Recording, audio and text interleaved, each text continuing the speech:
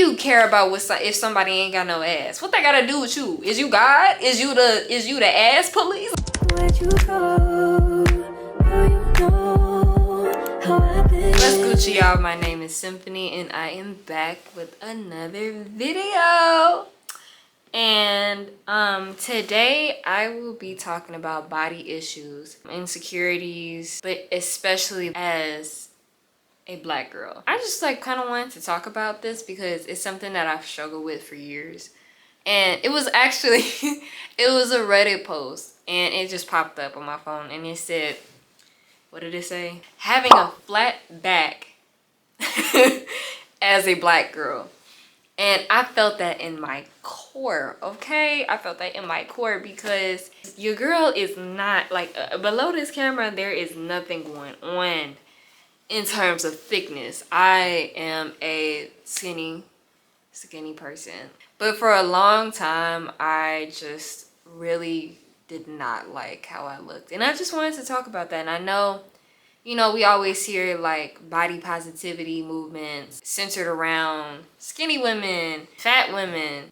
I feel like nobody talks about the unique situation of where in the black community, curvy bodies, shapely hourglass bodies are the standard. While there is a skinny component to it, I also feel like it's still not the skinny, the Eurocentric standard of skinny. It's flat stomach, thick thighs, big butt, hips, tits. I feel like that kind of reflects in IG baddie culture, social media. And I just feel like I want to talk about what is it like trying to appeal to a certain beauty standard while being a black girl. And I wanted to share my experience on that. So let's go. I just want to start this off by saying that high school, we gonna fight. I'm gonna start way back, okay? I learned about puberty maybe in the 4th grade. It was this specific book. I don't remember what it was called, but I think it was My Body and Me or something like that. But it was for girls who were experiencing periods and puberty all for the first time. And just basically an educational book on, you know, what to expect, how to move accordingly once you have hit puberty. And I think this was my first experience to sex education, body issues, and all of that. I honor this book. It's probably banned in a lot of schools. Looking at you, Florida. I have to say though, I feel you know, as a girl going through your period, because I feel I was so prepared for it. Like I said, I learned about this book in the 4th grade because I was very interested in how that all worked. And when I did get my period, I was 11. And honestly, I didn't have any negative experiences with my period. It was a shocker getting it in the middle of a restaurant, but once I figured out how to use tampons and stuff like that, I was pretty much set. And I didn't really need any more assistance. I didn't really have no questions because I had already looked up as much as I could about it. So I feel that part for me was easy going. But you know, along with periods comes puberty.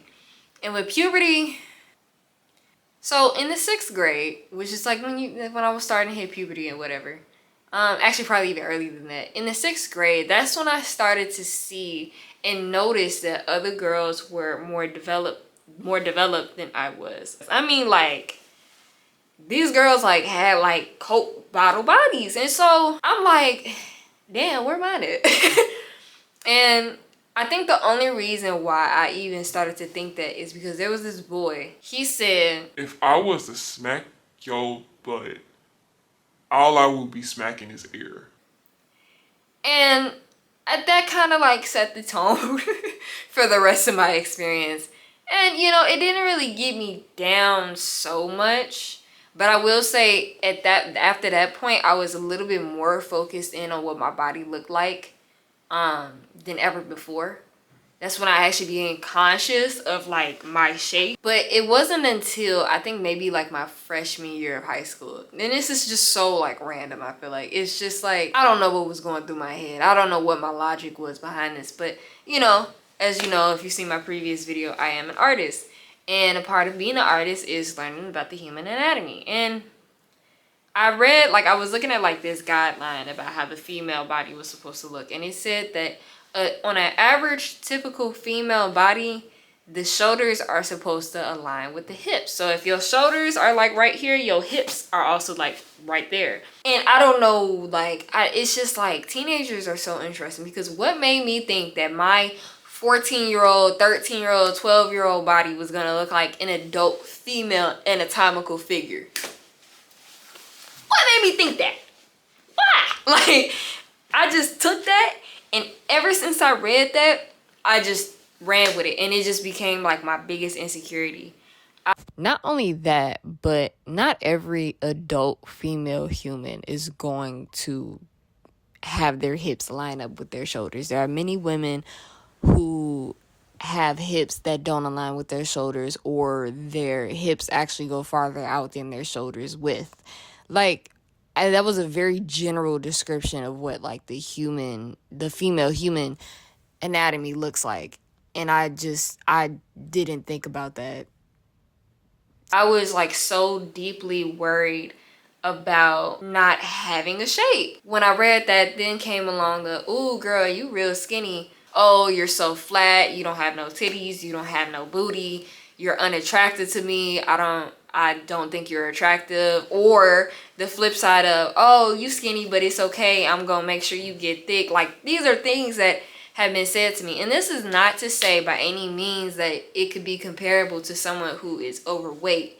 But at the end of the day, it did aid in my insecurity, because for me, I look at like black women as my standard. Like, I think black women are beautiful. I look up to black women. I am a black woman, but like, that's my standard. I'm sorry, that's my standard. So when I see that in the black community, the standard of a black woman is to be curvy, curvaceous, and then also to see my classmates who are curvaceous that get all this attention, it's like, that's what I should look like. That's what I want to look like. And why don't I look like that? Like, that, to me, that's the epitome of a black woman. Of course, I grew out of that. But like, as a teen, it's like, I'm seeing this around me. I'm seeing who's getting attention. I'm seeing I'm seeing things in the media. What's hyped up was like this, like, it's just seemingly the standard. And yeah, so yeah, I just didn't have a shape. And like, I seen a girl talk about this. She was saying like, oh, I finally embraced like my actual shape when I like take photos. And she was like showing how like she would take photos, you know, that iconic like poke out the hip, and like the other, like the alternate leg is like kind of like bent at the knee a little bit, and it's kind of like to give you a little shape. We all know that look. We all know it, like what that pose is. That's like iconic. Like, that's just like the default. Like, and I still do it to this day. But she was just saying like, I don't need to do all that. Why don't I just like love myself enough to where I don't have to like twist my body into these uncomfortable positions to fit a certain look. And I felt that. That's what I was doing. I was constantly like doing that little pose to give myself like a little bit of a body, because I was just so deeply insecure about the fact that I didn't have no curves. Now over time, like as I like, you know, grew up, like the girls, they started growing in. Okay, the girls started growing in, and I was like, I was cool about that. Like, I was cool about, okay, like, y'all ever like scratch a spot that you've been trying to get for a long time, and you just like scratch it and it's just like anywho. What was I saying?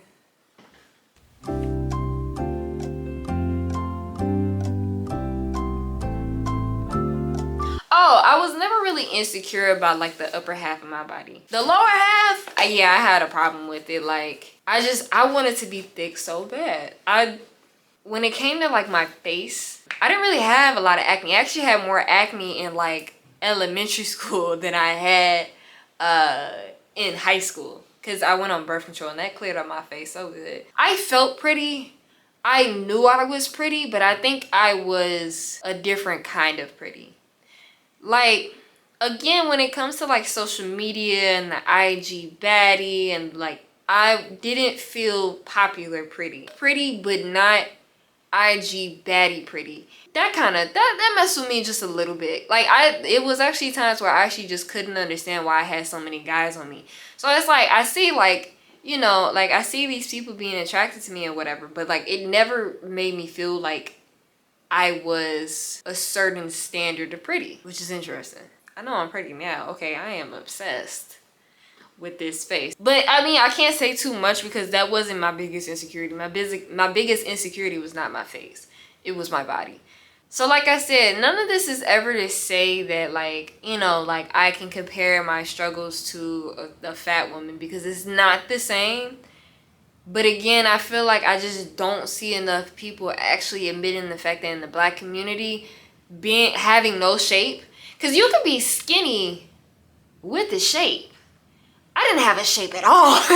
So in the Black community, like this whole like idea of having a Coke bottle body looking like a hourglass is like completely uplifted with, again, like a little bit of fat, but it's just in the right places. And I think it's interesting how times change, because my coworker was literally telling me how she was thick from the womb, or straight from the womb. She said that she was an early bloomer and everybody around her was like a string bean, and she wanted to be like them. And I know that back then it was different, because I was watching Moesha and she was like, I forgot the exact scene, but she said something like, "Oh my God, girl, my butt look big." And then to think that, like, you know, over time, trends and standards and beauty standards change so much over time that it's completely opposite. You having a fat butt is like, that's the it thing. And no wonder why you have so many like models getting injections in their lips. And I think it's interesting too, because it was like pretty, like, I mean, it was pretty up there with like the BBL standard and like the Coke bottle body standard like in 2016. But now it's just like, especially in the rap scene, it just feels like everybody got the same body. Like skinny waist, flat waist, wide hips, and a big butt. And it's just like, are we ever gonna show like different types of women? They are looked up to, often copied, often, can't think of the word right now, but you know, people like look up to a celebrity, and like, especially if you're young and impressionable, it's like, oh, I want to look like her. And so they kind of set a standard for us as well, celebrities. So, and I just wish that we had more representation of women, specifically Black women. Like that would just, oh.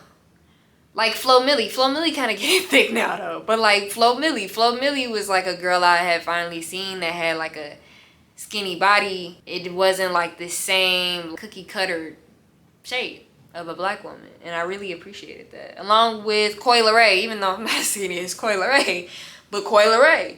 With me feeling insecure, I wanted to eat more. I wouldn't say I like stuffed myself. I didn't stuff myself at all. As I got older, I kind of started letting it go. So I did like try to eat more like high calorie diet, like high calorie meals and stuff. And that didn't last long. I just ended up not caring, more so moving on. Like I cared, like, I still don't want to be skinny, but I kind of just moved on from the whole thing as I got older. Because what I started to realize was, okay, I may not be curvaceous. I may not have, you know, a big ass and thick thighs, thunder thighs, and like wide hips, but at the end of the day, not everybody even wants that. Everybody has their own preferences. There are so many like standards to each individual. Like what the media shows as a standard might not be what an individual might consider their standard. Some men like skinny women. Some men like skinny women. And I wish like that, I wish I heard that more. Some men like fat women. Some men like women with big boobs and like a flat butt, or like the opposite. Like it's so many different like preferences and so many types out there. It's like, why am I limiting myself to one shape when there literally is like, first of all, there were so many boys after me. So like that should have been my sign right there. Like, girl, ain't nobody looking at you for real. I still will say like, I still feel the same. Not the same in terms of I feel insecure. I actually really like my little shape. But I one of these days I will go to the gym and maybe like, you know, give myself like a little shape through working out and everything, for sure. But it's not something that I'm like, I gotta do this right now. I gotta do this right now. It's do or die. If I don't do it, oh my God, I'm gonna be lonely, because I'm not. I don't really feel insecure, especially going into college. going into transitioning to college from high school is like such an experience. It's such a shock because it's like there's really nobody looking at you in college. Being in college, transitioning from high school to college is like huge. It's like a completely different thing because everybody, there's really no bullying. I mean, like, yeah, you get into it with people, but there's no bullying, there's no teasing people, especially since I went to a liberal college. It's so many different types of people there. There's somebody for everybody. There's a friend for everybody. Like, people weren't really looking at you like that. Like, very, very welcome. It didn't matter what you looked like. It didn't matter if you was tall, short, skinny, fat, disabled, had blue hair, had green hair, was fair skin, dark skin. Like, it didn't matter like where you were from or anything like that. Like, everybody just got along with each other. And you start maturing and you start realizing that life ain't that serious. Why you care about if somebody ain't got no ass? What they gotta do with you? Is you God? Is you the ass police? Like, no. So it's like, you know, like that really helped me build my self-esteem and help me realize like it's really not like all that bad. And like I don't feel insecure about my body now. I'm actually kind of happy with it because I have been gaining a little weight, and I don't think it's anything wrong with wanting to like gain weight or wanting to look a certain way. I was tearing myself down because I didn't look a certain way, and I don't do that anymore. I appreciate who I am, like, I mean, what I look like right now, while also being like, you know what, I wouldn't mind like going to the gym and like, you know, toning up a little bit and maybe adding a little more muscle to my touch, you know. But like, I don't tear myself down about it anymore because like I said, I realized that like it's so many different types of people. We're not all supposed to look like one, you know, particular thing, especially as Black women. We're not supposed to look like one particular thing. And like so many people put like this monolith over our heads as to if we're supposed to all look the same, and that's just not true. All in all, like, love yourself. And especially if you are depending on someone's perspective, like especially if you're tearing yourself down based off somebody else's perspective. If you're like, oh, I want to like big butt because like that's what men like, please have several seats. Please sit down, journal, look yourself in the mirror, take a walk, do what you can to like really like look within yourself and like just love yourself. Speak affirmations to yourself. If you're constantly telling, like I was constantly like looking myself in the mirror like, oh my God, I'm so skinny, my hips don't line up with my shoulders, I don't have a butt, then I'm going to like literally like manifest like negative thoughts into my head. If you look in the mirror and you say these negative thoughts, you're just gonna keep like saying those negative thoughts. If you finally put the energy in to like be like, you know what, no, I'm not gonna say all that. I am beautiful. And you keep saying that, sooner or later you're gonna believe it. Cause you are. But like when you keep saying the same thing over and over, you're gonna end up believing it. You're gonna manipulate yourself into believing it. It's okay. You don't have to look like Summer Walker. You don't have to look like SZA. You don't have to look like Beyonce. You don't have to look like Lotto. That's pretty much it. I just wanted to share that in. If anybody is watching this, please comment down below if you agree, like, or what your story is growing up, maybe not fitting a certain standard. If you like this video, please give me a like, comment, and subscribe, and I will see you guys next time. Bye.